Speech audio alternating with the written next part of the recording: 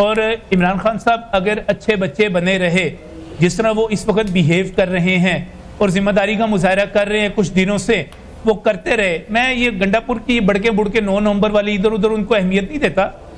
अगर खान साहब इसी तरह चलते रहे तो उनको रिलीफ भी मिलेगा, वो जिम्मेदाराना सियासत भी करेंगे, आइन और कानून के मुताबिक भी चलेंगे। पाकिस्तान की एस्टेब्लिशमेंट को एक और भुट्टो नहीं चाहिए, ना वो देना चाहती है, वो हर किस्म की रिलीफ देना चाहते हैं। और ये खान साहब पे डिपेंड करता है कि अगर वो आइंदा पाकिस्तान के खिलाफ जो हरकतें कर रहे हैं वो नहीं होंगी, वो रुकी हुई हैं, वो रुकेंगी, तो आगे उनको रिलीफ मिलेगा। मैं आपको पूरे बावसूख जराए से बता रहा हूँ। यूँ लगता है कि ट्रंप अमेरिका में नहीं जीता बल्कि जो है वो पाकिस्तान में जीत गया, और ख़बरें जो है वो आ रही हैं कि पता नहीं क्या हो जाएगा जब ट्रंप अपना चार्ज संभालेंगे और एक फ़ोन कॉल आएगी और जो है वो सारी चीज़ें इधर उधर हो जाएंगी।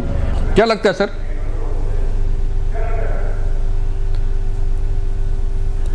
माजिद निज़ामी साहब, बात के मेरे ख्याल में 2 पहलू हैं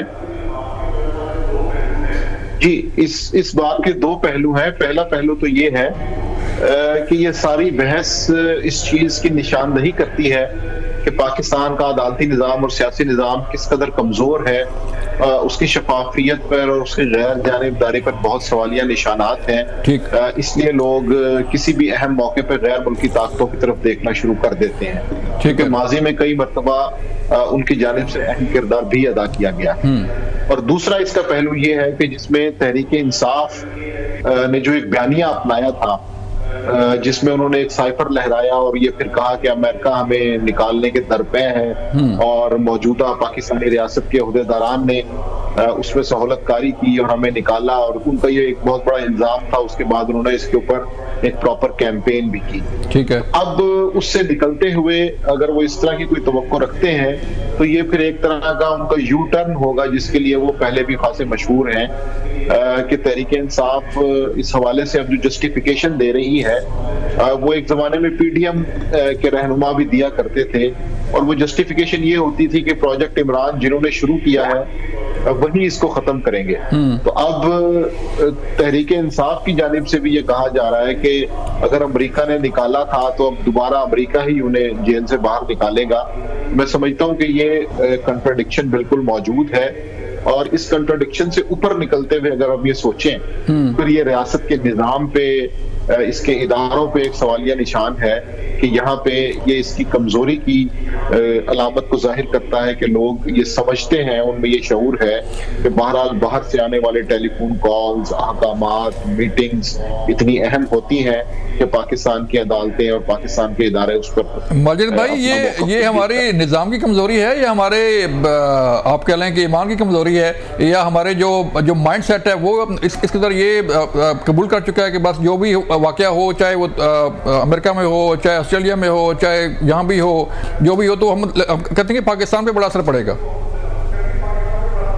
देखिए, चूंकि पाकिस्तान एक तरक्की पजीर मुल्क है, इसके मुआशी मसाइल ज्यादा है, और कहीं ना कहीं अपना एहसास तफाकुर उजागर करने के लिए फिर ये जस्टिफिकेशन या बयानिया बनाना पड़ता है कि शायद हम दुनिया में बहुत अहम है। लेकिन मुझे नहीं लगता कि अफगानिस्तान का मसला खत्म होने के बाद अमेरिका को या दूसरी ताकतों को हमारी जरूरत है। जहां तक चीन में कशीदगी का मामला है या ईरान में जंग होने की जो मुबैना इत्तलात हैं, उसमें भी पाकिस्तान का किरदार इतना वादे नजर नहीं आता, क्योंकि ईरान के बॉर्डरिंग कंट्रीज जो है वो बहुत ज्यादा हैं। अफगानिस्तान तो एक लैंड लॉक्ड कंट्री था और उसमें पाकिस्तान की हमायत चाहिए थी।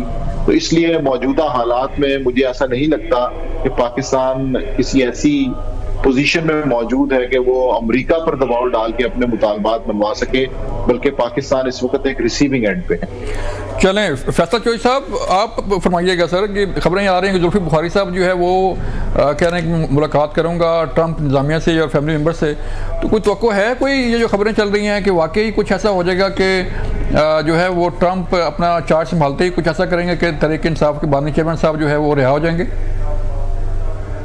देखिए, बात यह है कि पहली बात तो सोचने की ये है कि जुल्फी बुखारी साहब जो है ज़ाहिर इमरान खान साहब के नुमाइंदे हैं। ट्रंप का उनके साथ एक ज़ाती ताल्लुक तो बिल्कुल है, उसमें बिला मुबालगा उनकी ज़ाती से, और पाकिस्तान में किसी और शख्सियत के साथ शायद वो उस तरह से नहीं जुड़े हुए जिस तरह से वो इमरान खान के साथ जुड़े हुए थे।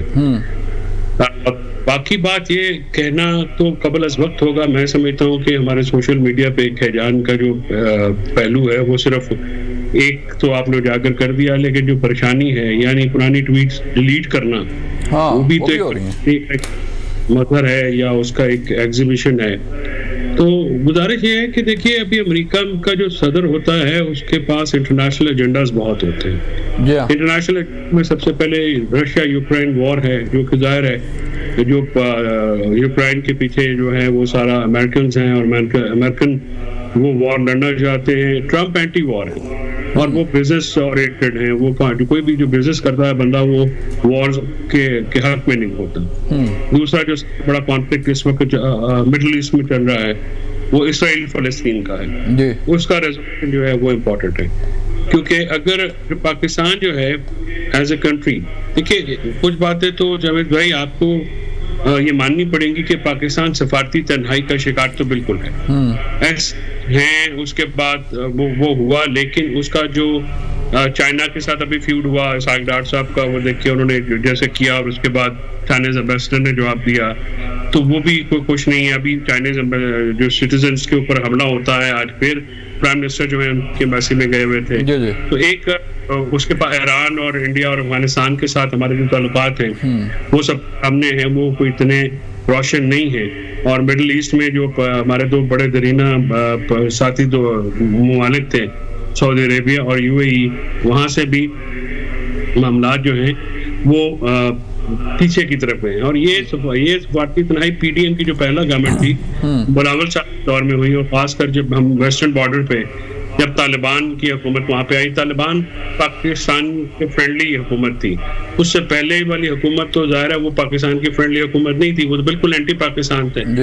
तो उसके साथ बजाय के एंगेज करने के हमारी एक हॉस्टिलिटी जो है वो एक बढ़नी शुरू हो गई। और मैं नहीं समझता कि ये जो पॉलिसी है जिसकी वजह से बलूचिस्तान और केपी में अनरेस्ट बहुत ज्यादा हम देखते हैं, अमन का तो साहब फिर जैसे आपने खुद फरमाया सर कि जो प्रायोरिटीज हैं, जारी बात है हर मुल्क का अपना एजेंडा होता है, और अमेरिका के एजेंडे में पाकिस्तान कहाँ खड़ा है और पाकिस्तान के बाद जो है वो एक सियासी जमात कहाँ खड़ी है, और फिर उसके बाद उनके बानी चेयरमैन साहब वो कहाँ खड़े हैं। तो कुछ लगता है इसमें एक जुमला मैं आपकी इजाजत से सिर्फ ऐड कर, देखिए बात ये होती है कि जब जाती जो एक्वेंटेंस होती है, वाकफियत या दोस्ती जो होती है, ताल्लुकात होते हैं, वो काम तो आते हैं, चाहे वो बैन अल-अक़वामी सतह पे या मुल्की सतह पे हो या मुकामी सतह पे भी हो।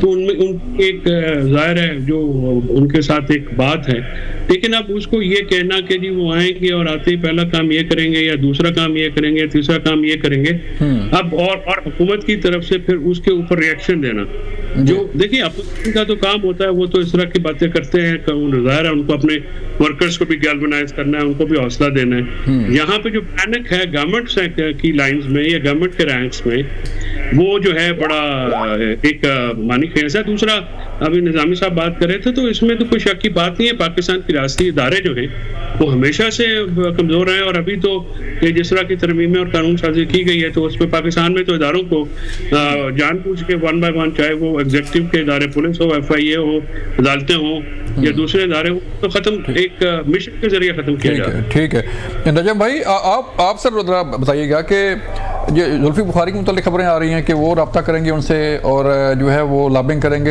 ये तो खैर तहरीक इंसाफ की पॉलिसी है और बड़ी कामयाब पॉलिसी उनकी रही है कि वो वहाँ पे लॉबिंग फंड हायर करके जो है वो पाकिस्तान पर दबाव डालने की कोशिश करते रहे हैं माजी में भी।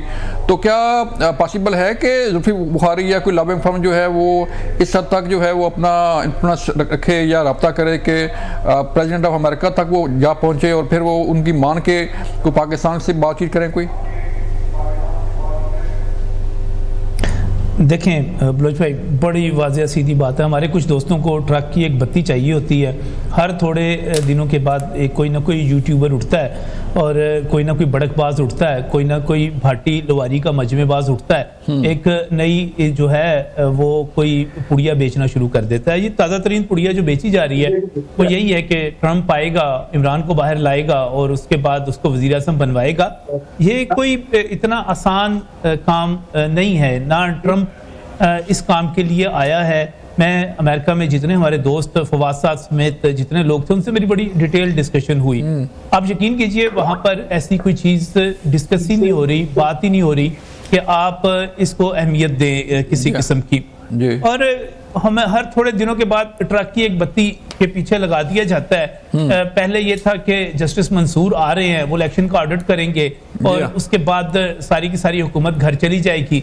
अब नई ट्रक की बत्ती लगी है कि ट्रंप आ रहा है और ट्रंप आने के बाद जो है सारा कुछ हो जाएगा। हालात थोड़े से देखें जरा, चल क्या रहे हैं आप इसको तो जरा देखिए।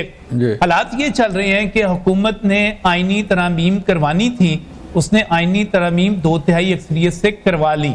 हुकूमत ने सुप्रीम कोर्ट एक्ट में, आर्मी एक्ट में, एयरफोर्स एक्ट में, नेवल एक्ट में तरमीम करनी थी, वो तरमीम उन्होंने बहुत आसानी से करवा ली। उसके बाद ये समझा जा रहा था कि जुडिशियल कमीशन के इजलास में कोई छिक्का लगने जा रहा है, कोई सत्ता अट्ठा लगने जा रहा है। कुछ नहीं हुआ सर, कोई अट्ठा नहीं लगा वहां पर। और उसके बाद वही कुछ हुआ जो हुकूमत ने चाहा।